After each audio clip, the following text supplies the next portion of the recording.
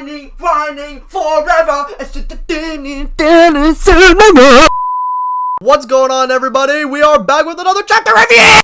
This is like the only chapter review I've ever made on the channel. Well, like, I think I've only made 2, but who cares? Anyways, we start the chapter off with a chicken nugget flashback showing Garp and Aokiji having a mini competition punching ships without hockey or devil fruit powers being taken into account. As the flashback shows Garp and Aokiji punching ships and how they were once teacher and student, we cut to what's currently happening with Aokiji recovering from the last attack Garp threw at him, and obviously this time Garp and Aokiji are no longer comrades. As Aokiji recovers, we see the other Blackbeard pirates trying to intervene and fight Garp, but Garp proceeds to run through all of their fades, including Shiryu, who has to weaken him through a surprise attack. I just want to briefly dedicate this section of the video to all these Shiryu stands, and specifically the ones who think he was going to scale above Mihawk or be the top 1 opponent that Zoro fights or scales above Aokiji. Is this your boy? Is this your boy? Anyway, Aokiji notes how the Blackbeard pirates can't take out Garp even with his arms and legs restrained, and proceeds to take matters into his own hands. We then cut back to the flashback with Aokiji and Garp, where we see during their little competition, Garp's punches were initially far louder than Aokiji's, but as time went on, Aokiji grew and managed to punch just as loud as Garp did, showing that he has some level of adaptation, which makes sense considering the fact that him and Akainu were just going back and forth for 10 days straight. And we transition to the next panel with Garp and Aokiji exchanging blows with one another.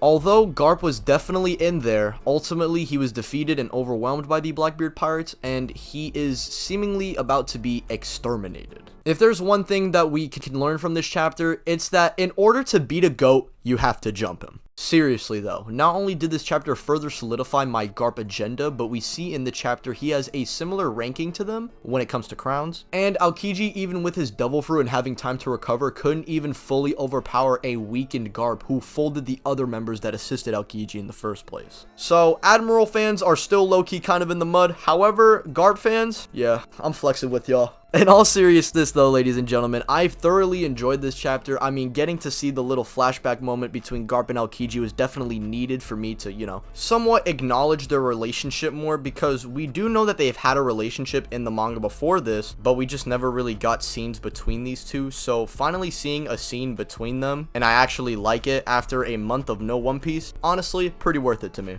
And you guys already know, as a Garp fan, and I already know all the other Garp fans watching, we were witnessing Garp go absolutely ham on the Blackbeard pirates. Honestly, guys, I really don't have any complaints for this chapter. Nothing really too much else to talk about. As a Fantano fan, I'm going to be giving this a light to a strong 9 out of 10. Pretty solid, you know what I'm saying? And if you guys want more chapter reviews, let me know down in the comments.